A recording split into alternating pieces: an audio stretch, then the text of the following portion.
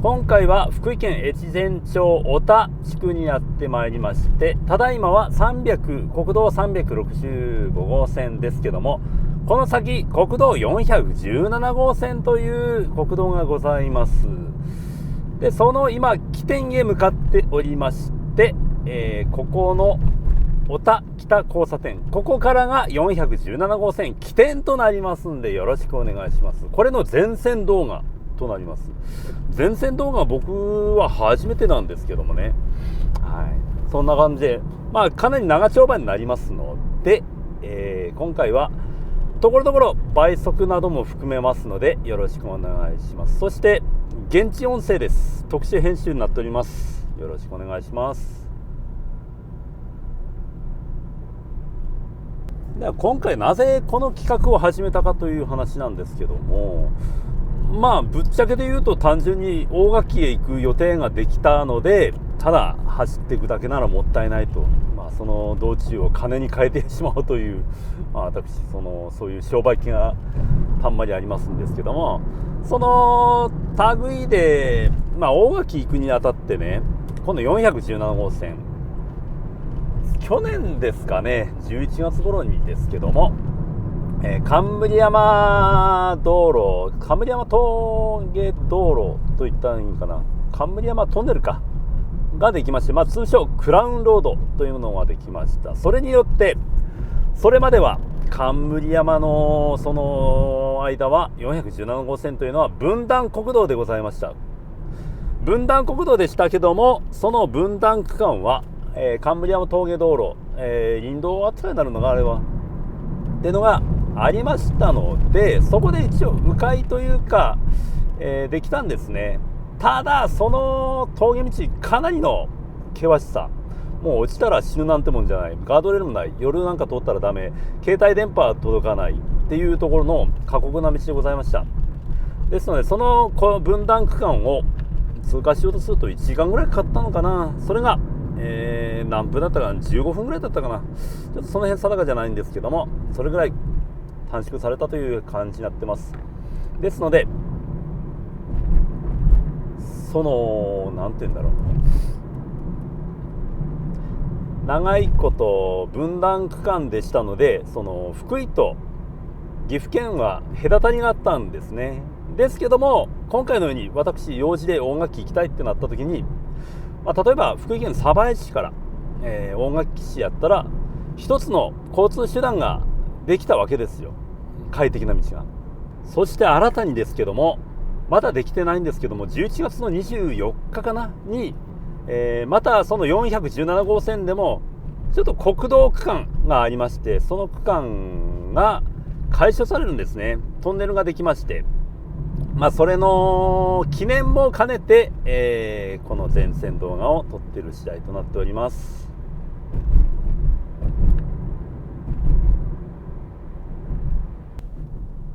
もう間もなくですけど、こちら417号線沿いに道の駅がございます。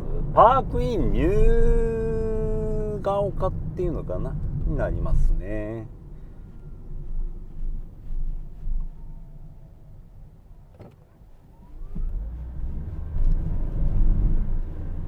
右に道の駅パークインニューガ丘がございます。第一の道の駅ですね。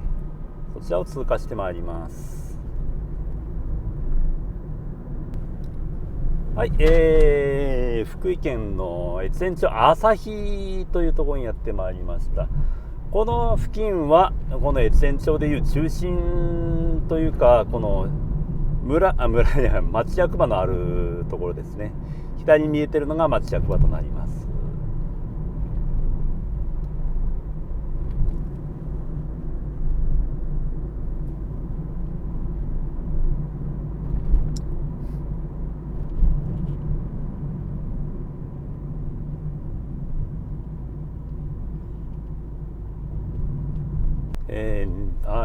西田中というところを通過中でございます。左には警察署、鯖江警察署入分庁舎とありますね。この辺りはなんていうか綺麗なまっすぐな道、そしてなんだろう、この越前町という中でもアパートがいっぱいあるんですから、まあなんていうか、栄えてるって言ったら変、まあちょっと言い方悪いんですけど、そんな感じですよね。はい、では鯖江市に入りました。鯖江市メガネの街ですね。看板にもメガネミュージアムとか、もうメガネ三昧のところですけども、今まで走ってきたところは越前町カニの街でございました。こちらに来たら、まあカニからメガネに変わったわけですけども、だから左手にもこの辺りもそういうメガネ産業の工場とかが多いございます。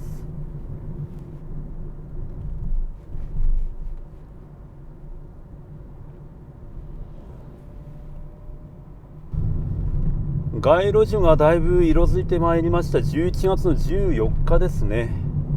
この辺りは田園風景もすごい広々としててのどかな感じです。鯖江市となっていますけども、住宅街というか、まあのどかな閑静なとこっていう感じがしますね。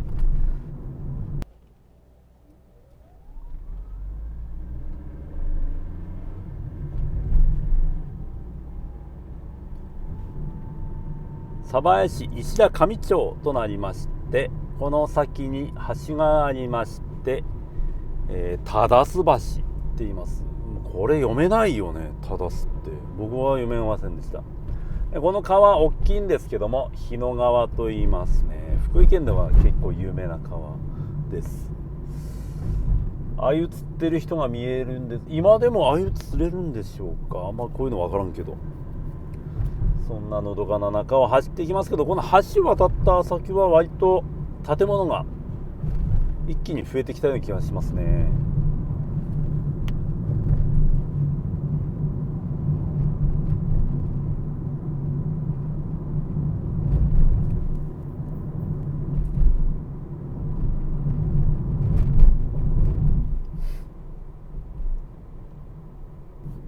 はい、ではここで分岐点、交差点となります県道229と417のこの分岐点ですね。ここは右曲がりますで、道なりに行くように思える国道ですけども、ここは完全に交差点右へ曲がる感じになっております。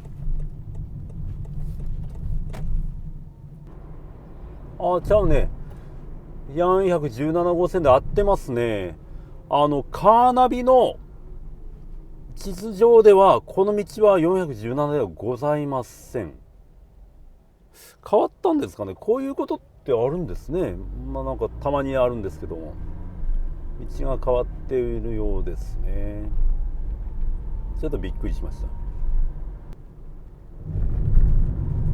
まあ残念な話なんですけども、まあ私のフリードさん中古で買ってますんですけども、地図データが古いカーナビを使ってるようで、今しがた走ってる道はここは国道にはなってませんけども、実際の標識を見るとここは417号線となっております。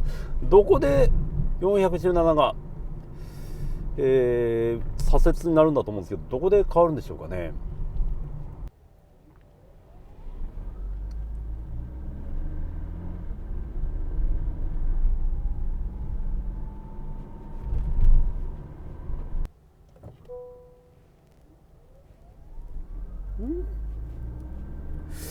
どこで変わるんだこれ。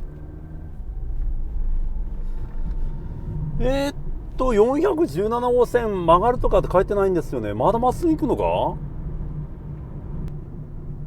417にはなってますけども、県道との重複ですね。ここはね、県道229号線かなとの重複のようです。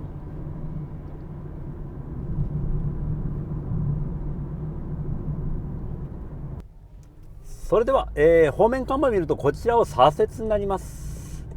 ここの交差点で、417号線となります。ややこしい話ですね。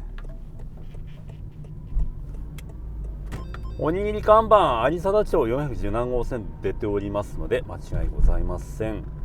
いやー、カーナビさんあれですね。っていうか国道ってこんなにね変わるんですかね。それともなんか重複じゃないよな。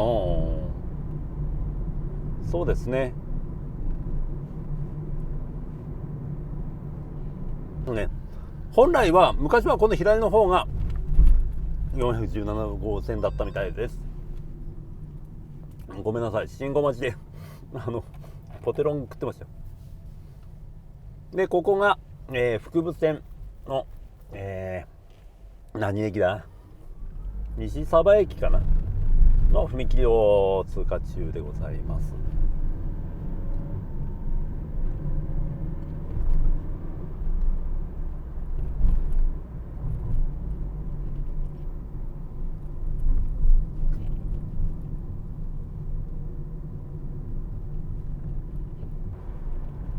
はい、鯖江市街に近いですかね。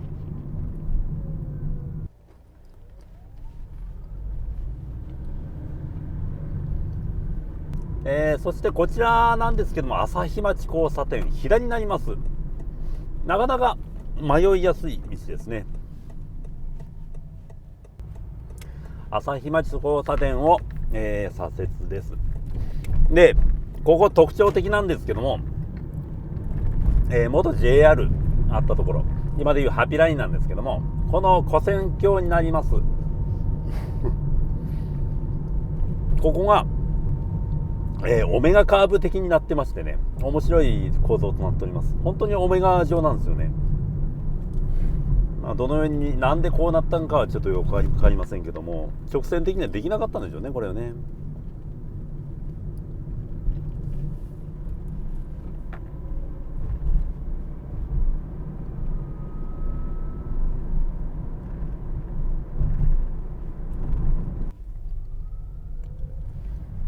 そしてこちら国道8号線バイパスとの交差点になります。ここを直線進となりますね。ここを横切って大動脈を横切った上で東鯖江2丁目ですね。こちらの方まっすぐ行きます。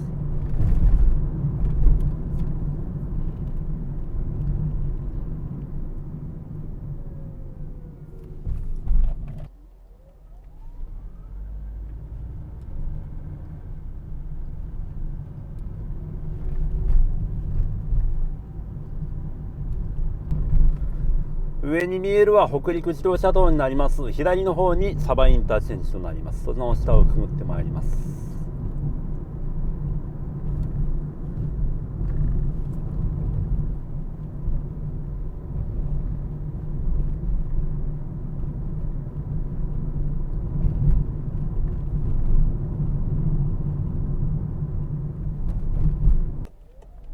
中川原交差点というんでしょうか、読み方はちょっとごめんなさいですけど、こちらの方右折となります。この辺りからなんか国道感がなくなるという感じがするんですよね。なんか普通の市道とかみたいなレベルに見えちゃいます。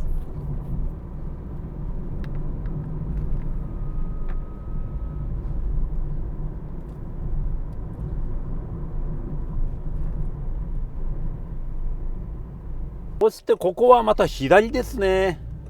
左へ曲がります。なかなかややこしいというか、なんか看板見てないとまっすぐ行っちゃいますっていう感じのとこです。国道感があまりない雰囲気になってます。下新庄町です。いろいろと公共交通機関をくぐってまいりましたが、今度は北陸新幹線の高架橋をくぐってまいります。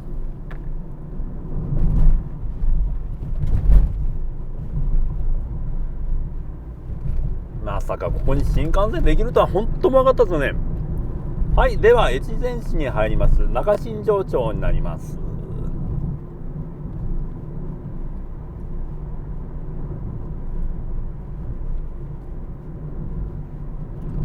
この辺りはセンターラインのない細い集落間の道といった感じでしょうか。めちゃめちゃなんか人もこうやっていますし、なんかちょっと怖いというか、なんか国道っぽくなかったですね。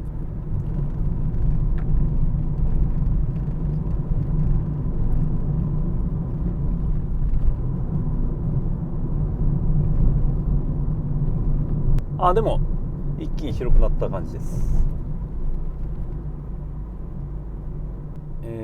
このでっかい会社はオーディオテクニカさんですね。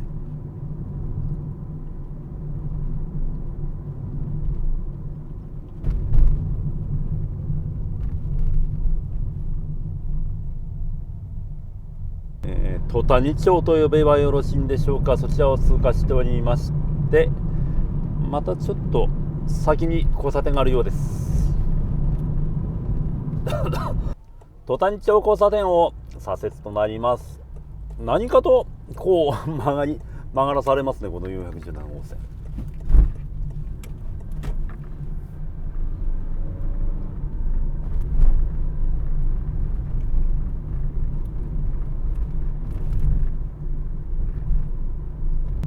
西柏尾町となります。越前市とありますけども、市町村合併の前は今立町というところになっておりましたのですので、まあね、武生というところではないんですけどもね。うわー、水出てるよ。めっちゃ車洗ったばっかなのにこうやって水出てるのに、これはね仕方ないんですよ。この冬に雪を溶かすための散水設備の点検になっております。これはもう毎年これはあるんですけども、車洗った後にはこれきついんだよね。はい、そしてまた交差点左、福塚市交差点となりますかね。こちら曲がっていきます。まあ417号線さんすごく曲がらされますね。そして、目の前が岡本神社っていうのね。華僑公園、岡太神社っていうんですか、なんていうんですかね、わからんですけど、ここもまた右でございます。曲がってだからもうね、3桁国道400番台ということで、やっぱそのもともとがそういうなんていうかな、国道じゃなかったところをこう国道にしたわけであろうでしょうからか知らないですけど、こうぐねぐねとここも一旦左曲がって右に曲がるって書いてありましたね。左曲がって右曲がる、違うんじゃないかこれは。あれ上の看板では国道表記が消えてますね。なんでずれました。 U ターンさせてもらいます。これもまた変わったんでしょうか。変わったんじゃないわ、ごめんなさい、曲がらなくてよかったんですわ。はい、間違えてまた復帰ですけども、めちゃくちゃ言い訳しますけども、さっきの上の方面看板のなんか書き方も良くないと思うぞ。ちょっと見てもらっていいですか。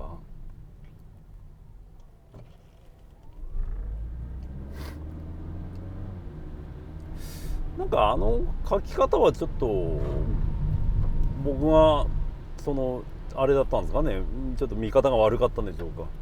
ここなんてクランクやな。なんかあれはちょっとって思いましたね。皆さんはどう思うでしょうか。これこそこの看板が左に曲がれと書いてあるね。左曲がって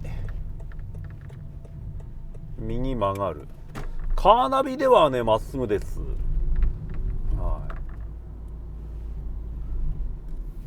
また線形が変わってますね。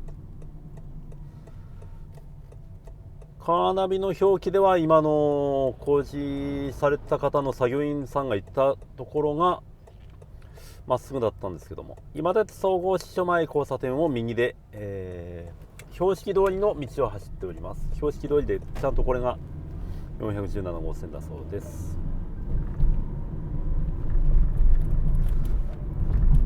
なので先ほどのまっすぐ行った場合はこの交差点右から出てくることになります。もともとのカーナビの引きサイではこの右から出てくるところが417ですけども、現在の道路標識では今のルートが正しいようです。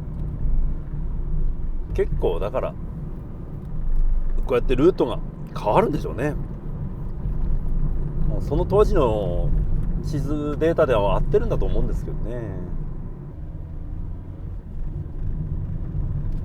この信号を境にしばらく信号はないと思います。なのでちょっと倍速が加速増すかもしれませんけど、よろしくお願いしますね。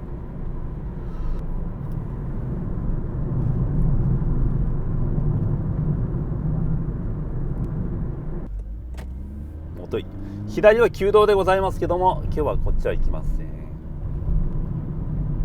先ほどの分岐点で、昔はあちらが、国道417号線だったんですけど、こちらはバイパス的にできた道になっております。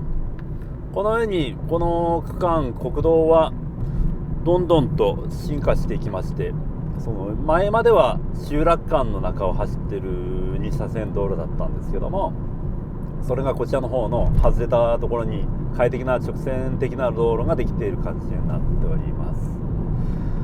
で、今回この全線動画を撮るにあたってなんで撮ったかっていうと、その新しくこのもうすぐ先に新板垣トンネルというのができますっていうか、今回それに合わせて公開するんですけども、で今回は今日はまだできてないんで、このまままっすぐ行きますけども、ここから先、編集しまして開通した時の動画を今からこのまま引き続き出していきます。でその後、そのトンネル出た後にまたこちらの方の旧道の画像を峠道過酷なところをダブルで撮ろうと思っておりますんで、とりあえず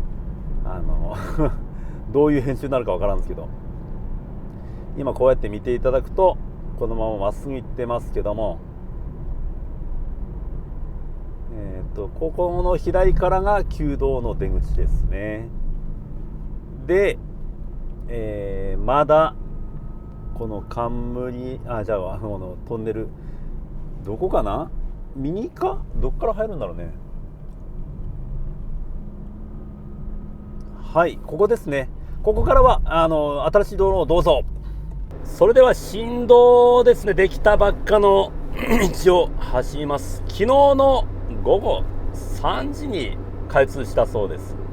で、こちらの方のトンネル左が旧道になりましたけども、今なんか一生懸命なんか電柱工事をやってますね。どういうことでしょうか。なんか関係あるのかな。そして、板垣トンネルでなくて新板垣トンネルとなります。すごい。旧道自体はかなりのくねくね道の急坂に近い感じなんですね。でこのトンネルに関してはズドーンとほとんどまっすぐ走っていく感じなんですけども、昔の僕がその旧道を走ってた頃にこんなトンネルできるなんて思いもしなかったですし、でそのできるって聞いた上で考えても、急坂をこれショートカットしたらどれぐらい勾配つくんかなったんですけど、勾配ありますね。 10% ぐらいかな、あるんですね。これ自転車で通ると相当心臓破りというか、だらだらと生殺しの100年殺し状態で登っていくことになります。下りはめちゃめちゃ速いことになりますけど、この辺なんかもね結構な勾配上り坂ですよね。そりゃそうですよね。だからなんというか、本当に10年もうだいぶ前から計画はあったんでしょうけども、私知ったのがそんなに近い昔の話だったんで全く想像がつかなかったですよね。どうやってこんなとこをショートカットするのかと。やっぱ案の定この辺なんかは結構な斜度がある感じですね。で長さもなかなか長くありまして、時間的にはもう、テロップ今出しますけども半分近くになるみたいです。でこれが夏場の話ですけども、これ冬場だったら相当な時間節約、そして除雪の手間もなかなか大変やったと思います。あの道はもうそれでも作らなければ除雪しなければもう大事な道だったんでね、その辺は大変やったと思うんですけど、今出口付近なんですけど、また勾配がまた増しているような気がしますね。でようやく出口になってきましたけども、出口直近でいきなり下りになります。ここは峠部分ですね。はい。で出まして下りになりますね。すごいなあ、あっちゅう間ですよ。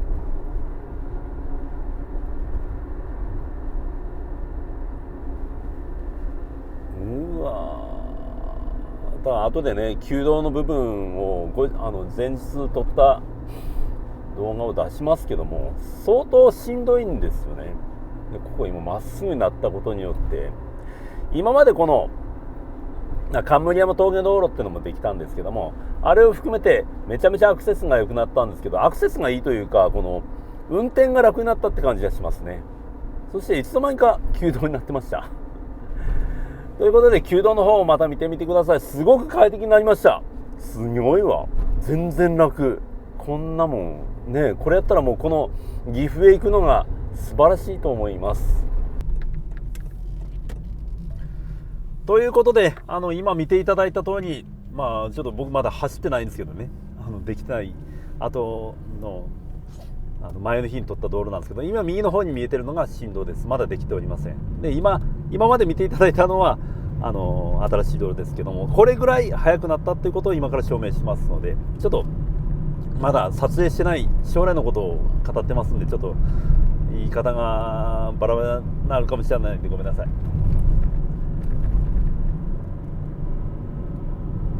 おそらくですけど、この、今通ってきた手で言いますけどね、通ってきたトンネルはもうまっすぐで直線的でもう出来上がっておりますけども、それができるまでの道路というのは、今これすごいカーブばっかなんですけども、とても冬なんかはもう雪深いところで、それでも雪道で大変で、上り坂でカーブばっかでって危なくて、危険な道路やったんですけど、トンネルができたことによってすごく快適になったと思うんですね。そしてこの通りもタイトコーナーが多いんですよ。で昔はここ走り屋さんのスポットでもあったんでね、もう土曜日の夜とかになるともうワンワンワンワンとすごいスポーツカーが走ってたところであります。現在編集で倍速何倍速かになってますんで、ちょっとした飛ばしてる雰囲気にはなってるかもしれないんですけど、これぐらいの速度で昔のその若気の至りの方々は走ってたんでしょうな。鳥越トンネルとあります。このトンネルは古地図にも載ってるぐらい古いトンネルだと思います詳細は分かりませんけど、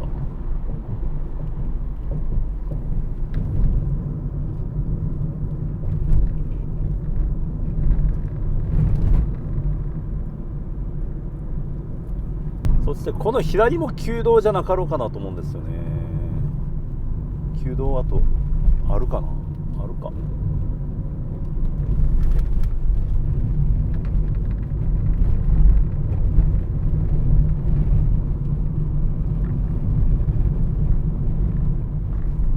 といった感じで、ほんとグネグネで、その鯖江と福井県と岐阜県をつなぐのにすごく便利になったこの417号線ではありますけども、この区間が結構ボトルネックというか、すごく過酷な道なんで、この道通るんならこの道通りたく417号線で近いったって通りたくないなっていう方々がとても楽できて快適に走れるようになるんじゃなかろうかなと思うんですよね。でこれが、板垣トンネルですね。先ほどの新板垣トンネルの、お父さん親ですな旧トンネルになります。そして、池田町に入りますのですけども、この付近がなんというかのどかというか、高原じゃないわ、山がもうこの今だいぶ登ってきたのにまた上に山があるぞと、最初初めて来た時びっくりしましたね。なんてすごいとこなんだと。よってこの辺りは雪もめちゃめちゃ多ございますので、四駆率が高いらしいですね。道は狭くはないんですけども、どうしてもこのくねくね道で結構運転疲れる、しんどい、あんまり山道走りたくない人はできれば通りたくないって思うからこそ、新しくできたトンネルっていうのは素晴らしい、貢献されてると思うんですよね、そういう点ではね。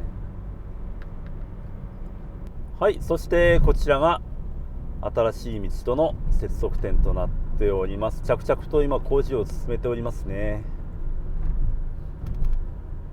だから本当、まだ今のこの動画の中の僕では今そこのトンネルはまだ通れてないんですけども、とても楽になったっていう感想を僕は言ってると思うんですよ。その後の僕、未来の僕は、わ、なんじゃこんなめちゃくちゃ楽だぜとかって言ってると思うんですけど、本当にあの区間のしんどさといったらね、本当に山道走るのは大変なんですよね。そしてここがまっすぐでございます。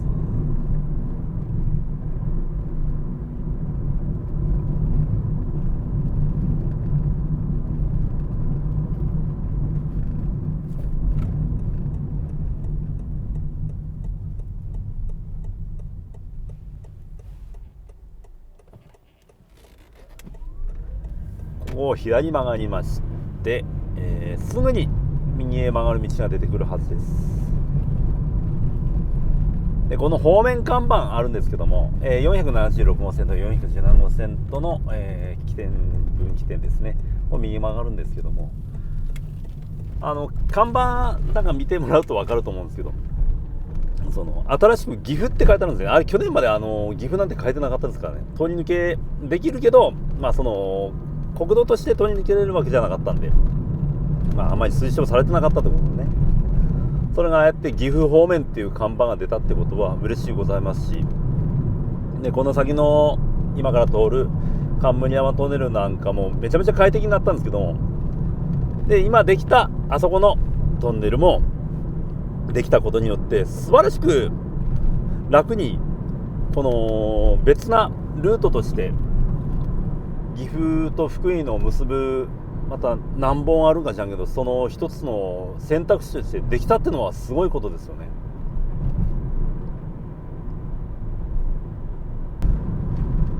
月ヶ瀬というところになっておりますね。本当にこの辺はさらにのどかなところで、建物がねやっぱ古いと言ったら悪いですけど、令和とかの建物が見当たらないですよね、あんまりね。だからもう古くから住まわれてる方の家が多いみたいですけども、やっぱどうしてもこの山が深いところにあるから若い人なんかも出てっちゃうんですかね。これはいいとこなんですけどね、とてもそばが美味しい池田町でございます。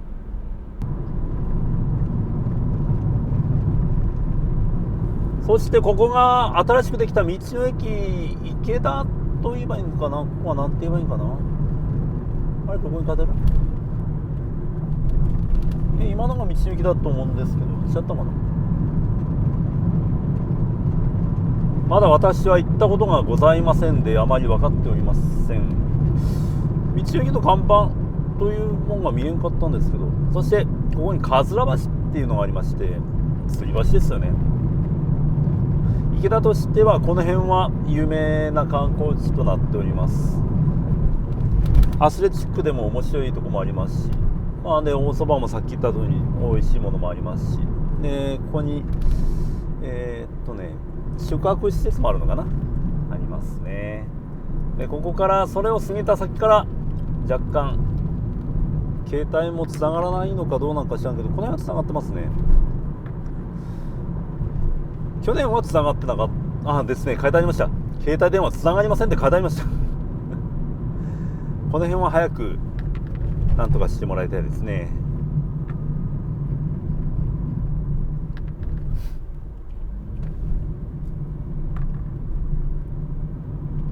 そうですね、携帯はちょっとアンテナがもうギリチョン今ついてるぐらいですね。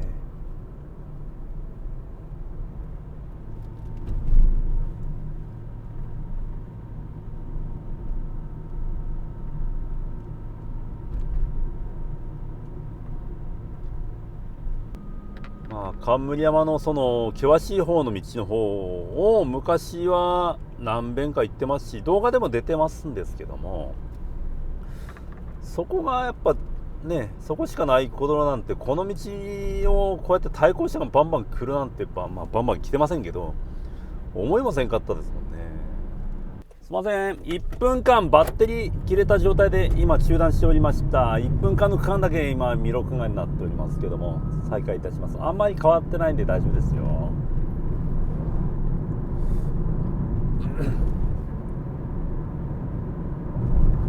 今駐車してる間に5分ぐらい止まってたんですけど、結構交通量多いですね。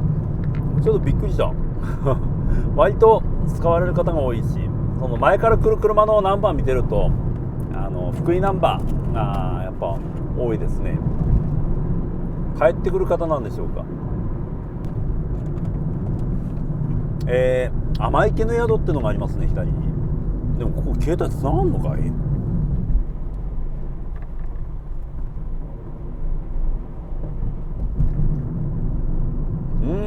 なんか携帯つながってないような気がするんだけどな。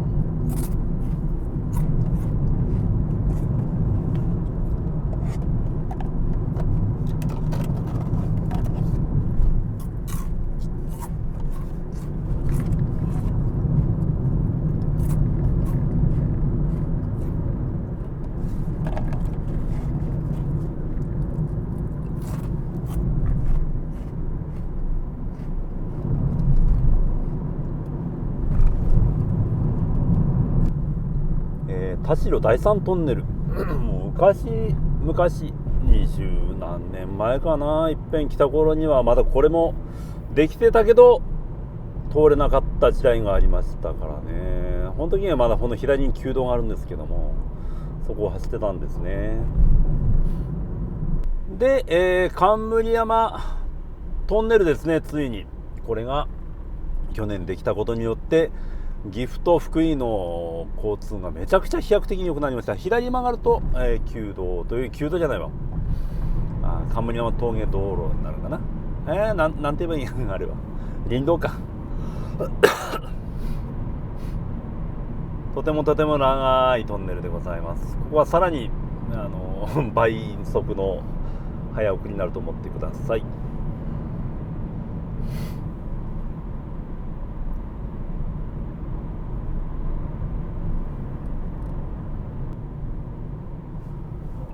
このトンネル自体は、去年撮ってある動画がありますんで、そちらをご覧ください。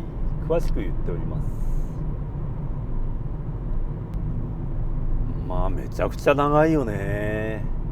長いけどこの上のその迂回的に使っていた道の方は走ってる身としてはこんなに楽なことはないっていうぐらいですね。もう寝ててももう着くんじゃないのって話ですよ。それぐらい上の道がひどすぎて、ひどいって言ったら悪いんですけど、そのかなり急カーブ、狭い崖、対向車来るとか、今の季節だと紅葉シーズンになってきてるから、冠山峠でもそこら辺を散策される方がもう走られると思うんで、結構大変なんですよね。それを今やもうハンドル回さずに、言ってみたら僕も今クルーズコントロール使ってますから、もうアクセルすらもこんな踏まずにも走ってって普通に通り抜けられちゃうんだから、すごい話だよね。本当こんな山のどてっぱらにこんな長いトンネルを作る技術、根性、金、これは完全にもうあれでしょう。その一通り少ないかもしらんけど、それでもこんなに役に立つ道路はないと思いますね。いろんなことで役に立ちますからね。例えば病気の方が出たとかなんかだと、やっぱこの道があることによって助かる命もできてくると思うんですよね、多分。だからこのトンネルはそういった意味でも素晴らしいと僕は思いますね。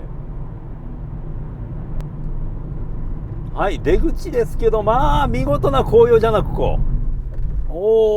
さすが山の中ですね。すごいトンネルを抜けたらめちゃくちゃな紅葉でした。そして岐阜県揖斐川町に入りました。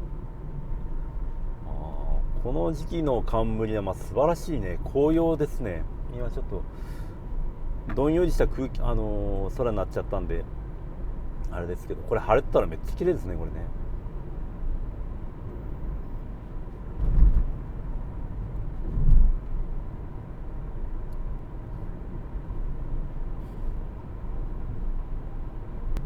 須賀宮ヶ原トンネルとなります。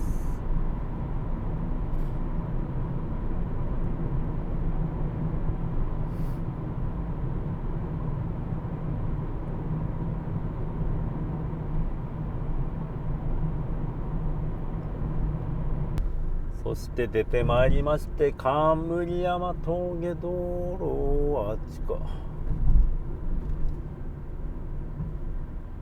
どこかな、どっから入るんだこれ、右から入るのかちょっと分かんない。そしてダムの脇を走ってきますね。この辺りもトンネルをバンバン作っていただきまして、昔ならばもう結構大変な道だったと思うんですけども、それがトンネル化してまっすぐ直線化してめちゃめちゃアクセスがしやすくなったのも、この辺も福井と岐阜県のアクセスのしやすさの一つの一因ですよね。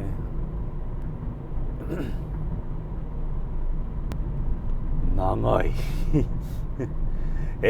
ここからまだ 2300m も出し、これ 3000m 級のトンネルだったんだ。すごいね。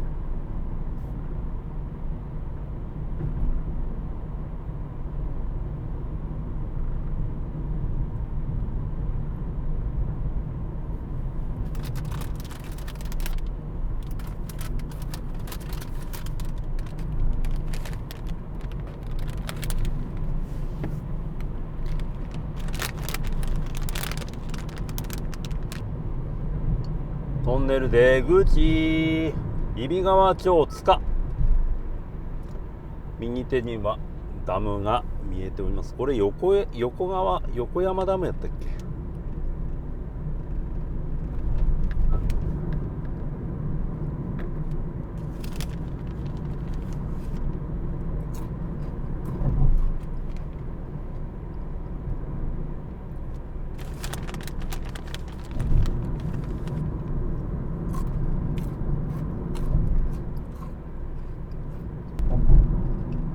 はい、また出てきまして、ダムの真ん中走っております。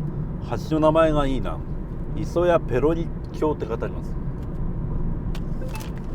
お、本郷干拓隧道。なんでこんなカタカナなんだろう。なんか北海道ってなんかそういうカタカナで書くとこって多くないですか。こんな感じな気がするんですけど、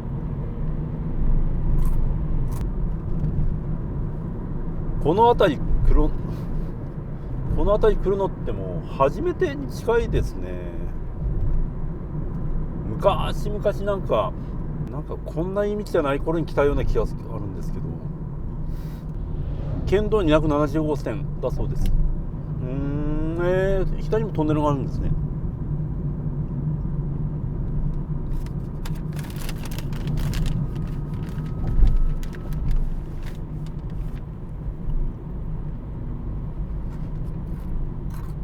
洒落たあれが橋ですね。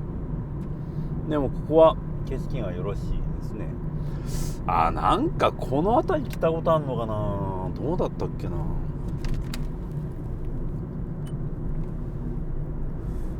どうだったっけな。ダムができてない頃に俺来たからな、ここな。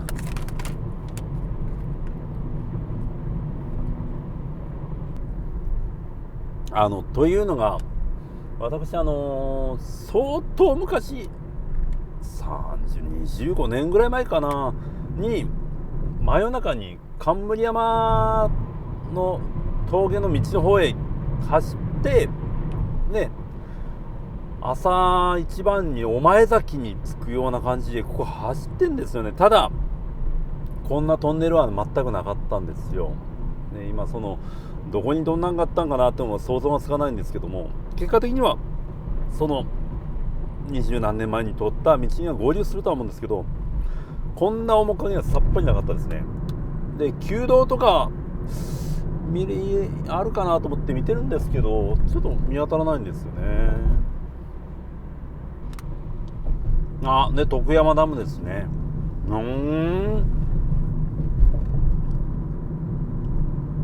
なんかね、どうやったっけな。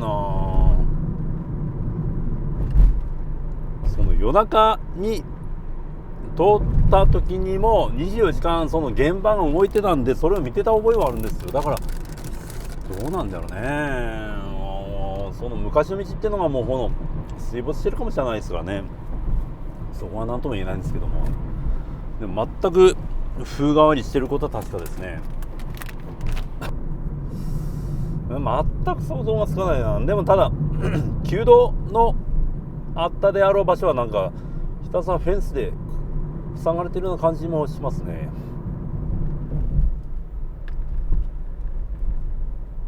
どこだったんかな。こんな橋は新たに作ったような橋でしょうね、これ。多分だけど。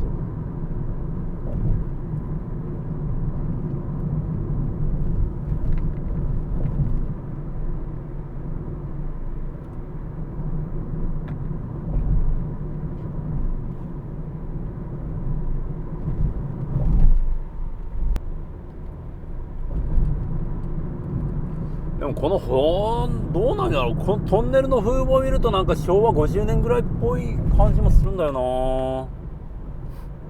50年60年ぐらいかな。ごめんなさい。言うてまたここもあれなんですけど、橋屋スポットやったはずなんですよ、藤橋のここら辺って。でそれをわざわざ僕は見に来た覚えあるんですよ。滋賀県の余呉あたりから曲がってきてここへ来た覚えがあって、それがすごい狭い道でなんかぐねぐねだったような気がするんだよなと思ってな。何分この道を通過するのは本当何十年ぶりなんでね、分かっちゃいないんですよね。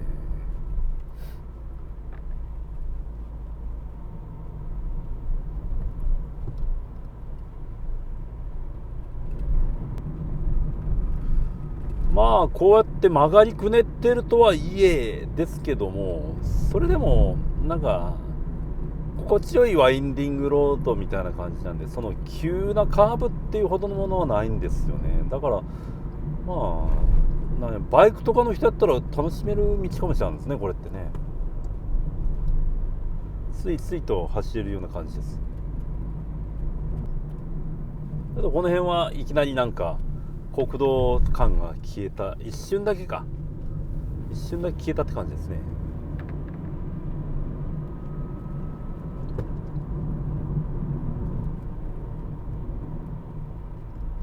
これでも417号線。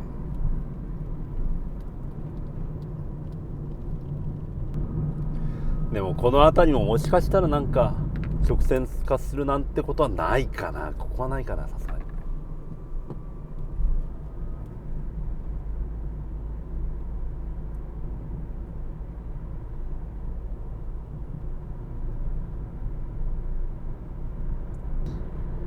左は旧道っぽいね。塞がれてる。残念。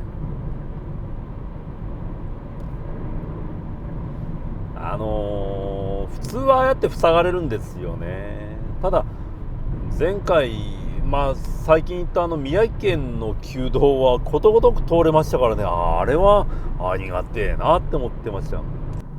こっちもバリケードされてんだ。残念ね。機会やったら行きたいなと思ったんですけど。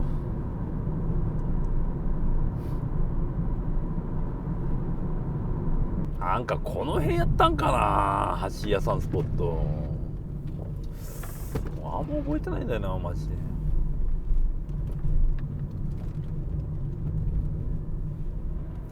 も結構なワインディングロードだよね。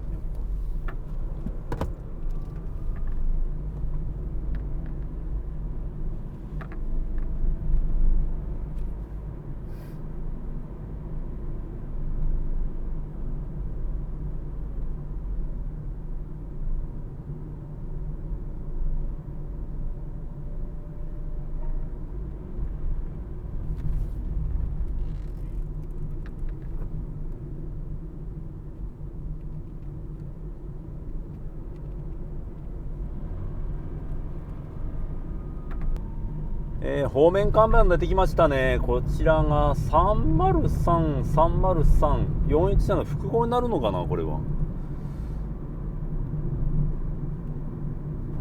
303号との複合区間かもしれませんね。417の表記が見えないんですけどね。で、これ右にこんな道ができたのかいいって。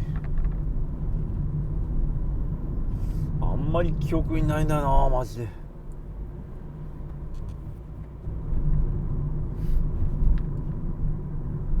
だいぶ変わった。この建物は覚えてるわ。あるわ。この建物覚えてる。ここは覚えてるな。じゃあ今の道は通ってますね。で、昔はここ右曲がって、何号線だっけ、303かな、行けたはずなんですよね、確かね。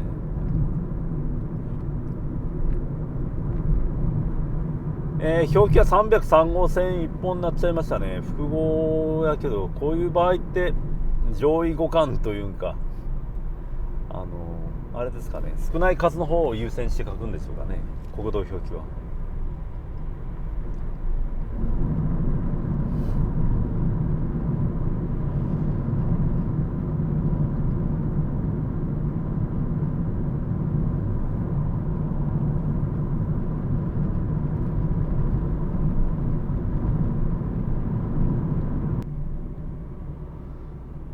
そして道の駅の天然温泉がある星のふるさと藤橋を通過します。昔来たことはあるんじゃけどな、ここから先はなんとなく覚えてるな。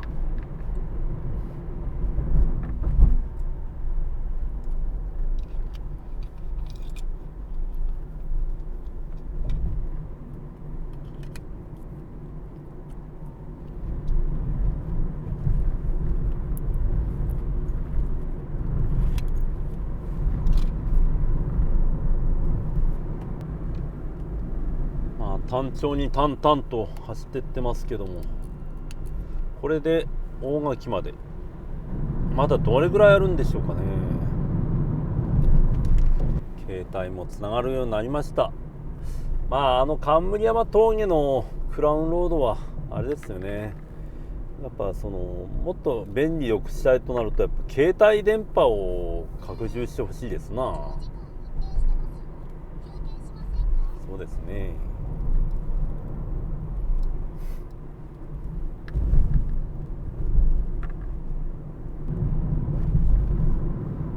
しかし暗くなるのが早いよね。今4時17分ですけども、めっちゃなんかヘッドライトをつけないと嫌なぐらいな明るさになっちゃいましたね。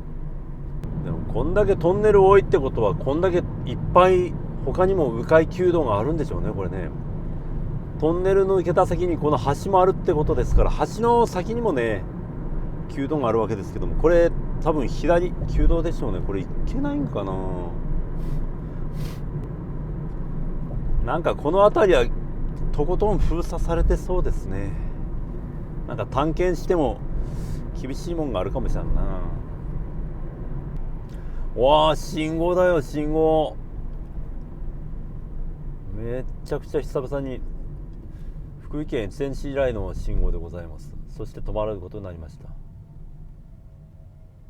で、ここがね、その417っていう表記が見当たんないんだよね、これ。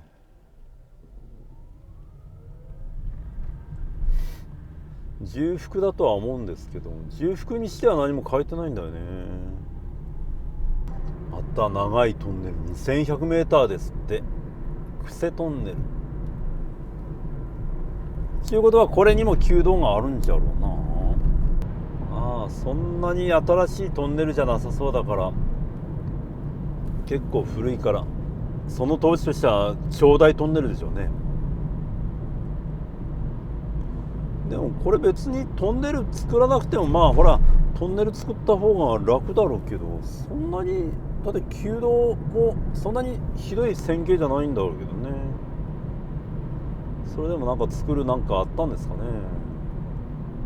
ちょっと旧式な感じのトンネルなんですけどね。だけど長いがゆえにその方向転換所があるんですね。横穴ですけど。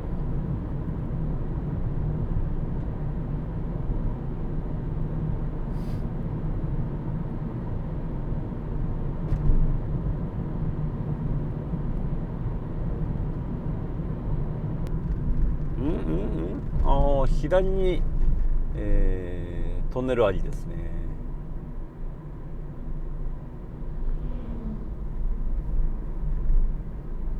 やたらトンネルが多い道路ですね。また新北山トンネル 1300m 台ですね。あれですかね、ダム作るためかな。ダム作るためにこうやって工事車両を通すためにトンネル掘ったって感じなんでしょうか。でこの狭さの年代でいくと昭和60平成初期ぐらいのスペックのトンネルかなって見えるんですよね。そうなると徳山ダムかの絡みで作ったといっても説明がつくのだろうかな。この辺多分旧道銀座ですよ、多分おそらく。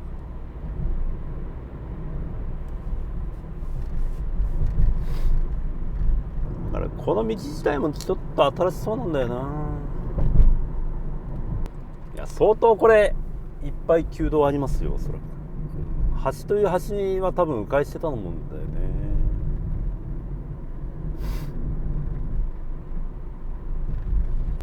まっすぐみんな右回りますね。なんでなんで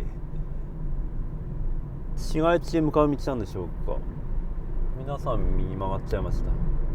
で、4時半ですからどうだろうね。今から何キロ先にあるんかわからないですけど、通勤退勤時間に重なるかもしれないですね。ディフェンダーもいい車だけど、あんだけでかいとな、さすがに自分の撮影には向かないですよね。完全に狭小9度入ったらもうタイヤ1個分崖に落ちて転がるパターンですね。場所はこれはどこだ。岐阜県揖斐川町北方っていうとこなんかなになりますね。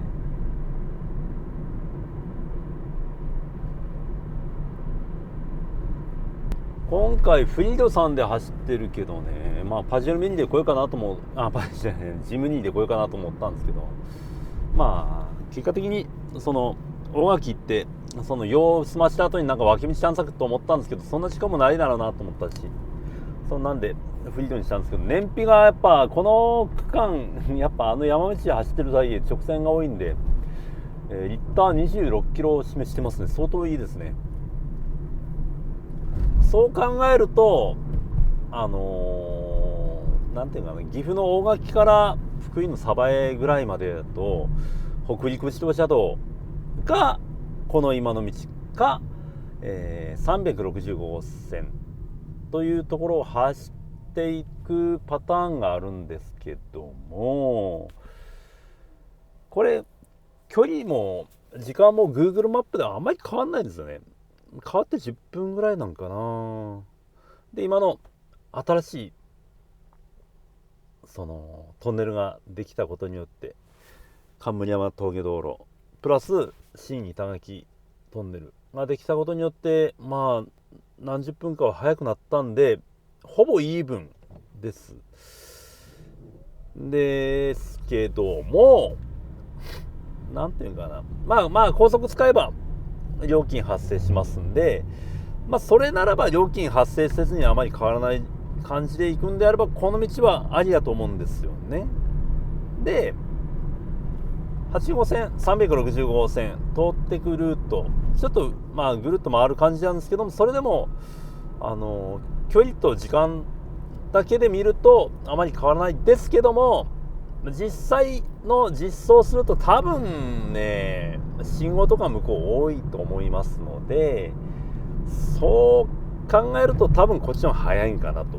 プラス燃費も圧倒的にこっちの方がいいんじゃないかな。信号で Go& スタップ&ゴーがないから、そういった意味ではおすすめなルートかもしれません。今日この後大垣で用事済ました後、帰りはドライブライブして帰るんですけども、まあ今の通り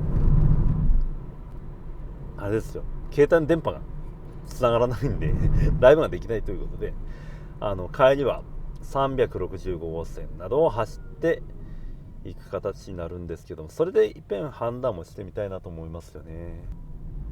あ、ここで417の看板出てまいりまして、右曲がりますね。303号線との複合区間だったそうです。その上で、こちらで分離しまして417になります。やっぱりまた曲がるんだね、こうやって、そして、417方面看板、大垣は17キロとなってます。だいぶあれですね、射程圏内に入ってきました。なるほどね。だからまあありだね。この道はありだわ。時間的にも良さそうだし、でなおかつ信号があまりないのがいいですね。そこがいいかなと思うんですよね。で時間は正確には測ってないんですけども、でもいいんじゃなかろうかな。これあれ、下岡島交差点通過です。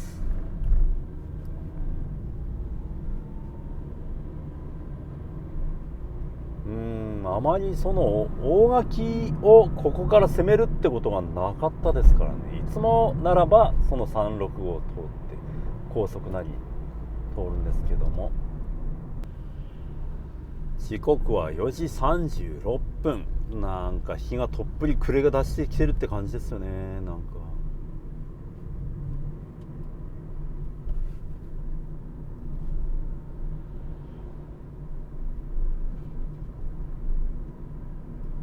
シンプルな歩道橋ですね。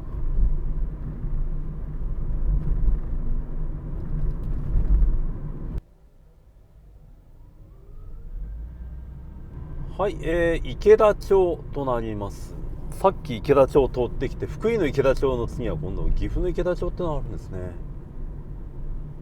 これは知らなんだ。だからさっき方面看板見て、池田町って方とか俺方向間違えてまた戻ってんのって思ったんですよね、一瞬。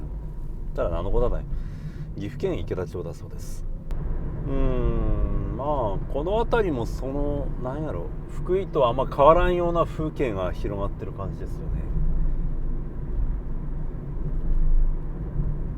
右を見たら高い山々、鈴鹿山脈になるのかな、あれはなんていうんだろう、何山になるのかな、その方面なんですけど、その辺が高い山ってだけで、そんなにでも左は平野っぽいですね。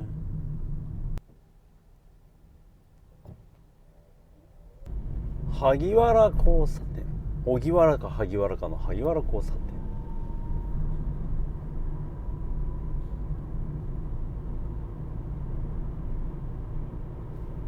本郷北交差点。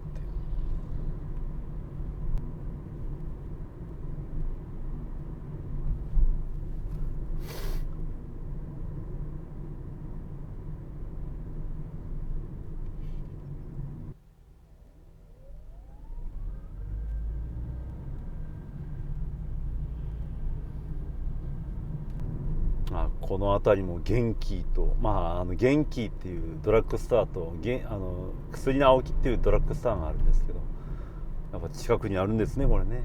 丸紅さんね。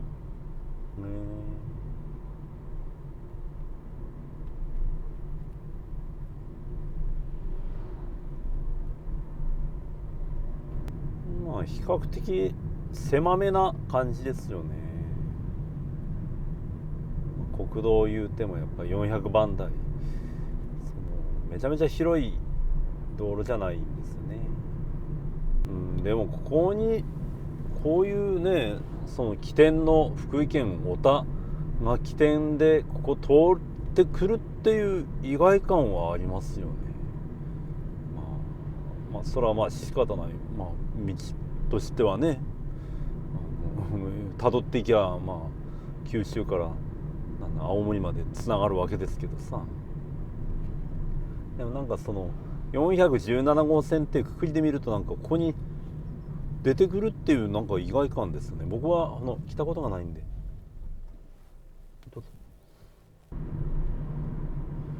気のせいか池というワードが多いような気がするんですけど、池田町の池のとか、なんじゃろう、池田屋の陶器とか、なんか池のワードが多いですね。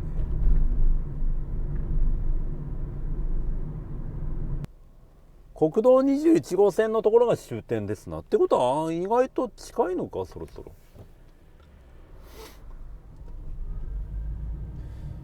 意外とゴールが見えてきた感じですな。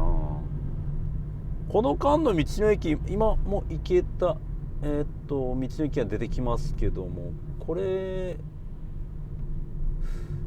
1個2個3個4個目か。池田温泉でちょっと待って、何個や。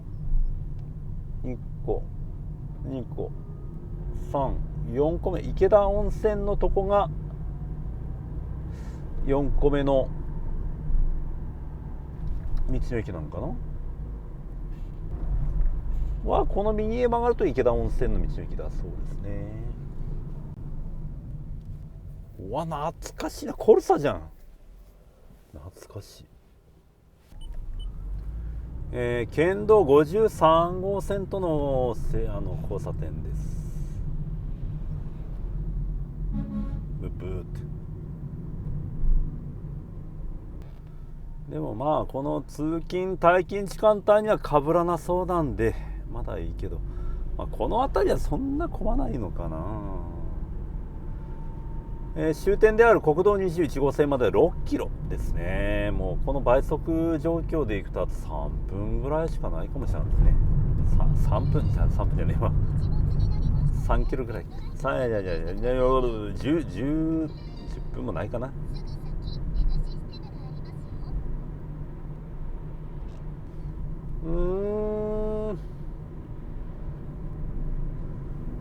右の山がボコボコ見えるかな、見えないかもしれないですけど、なんだろう、石切り場かなんかあったんでしょうかね。山がボコボコになってますね。なんかね、なんていびつな山なんよ。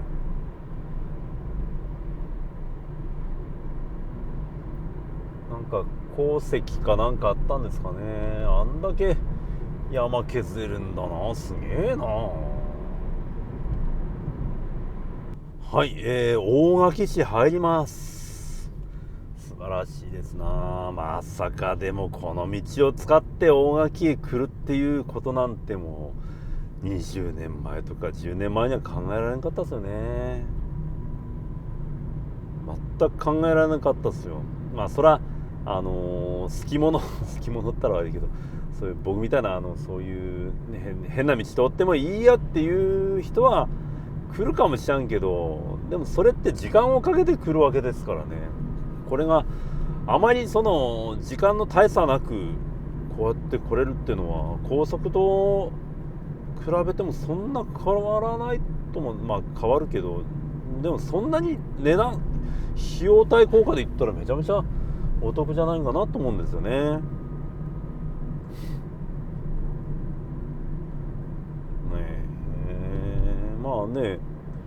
信号も少なく楽しめる道やったんでいいなと思いますけどね。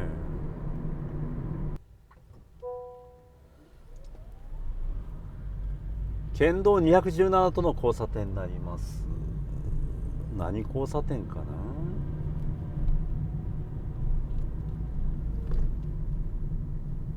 赤坂新橋西交差点ですね。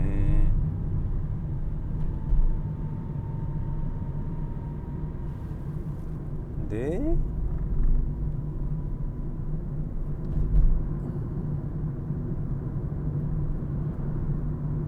これはもう間もなく左折か。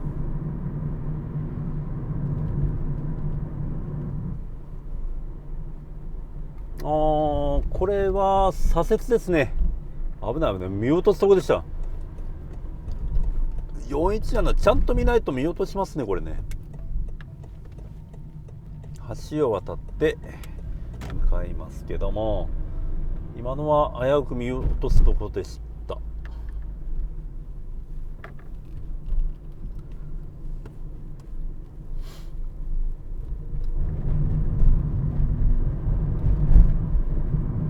これも417号線。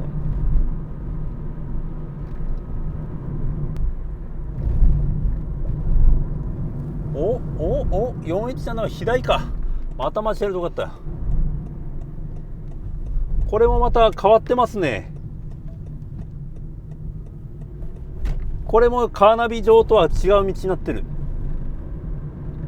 道の種類、本当はまっすぐ、カーナビだとまっすぐでした。危ねえな本当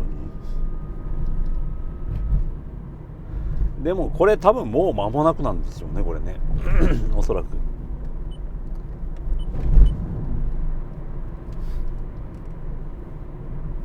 右かな、右ですねおそらく。そうね、なんか新たに作られた感じの、そう表記が新しくなってますね。ちょっと道筋が変わってますね。もう間もなくで終点だそうですおそらくね。かもしかしたらその先にもあったりしてね。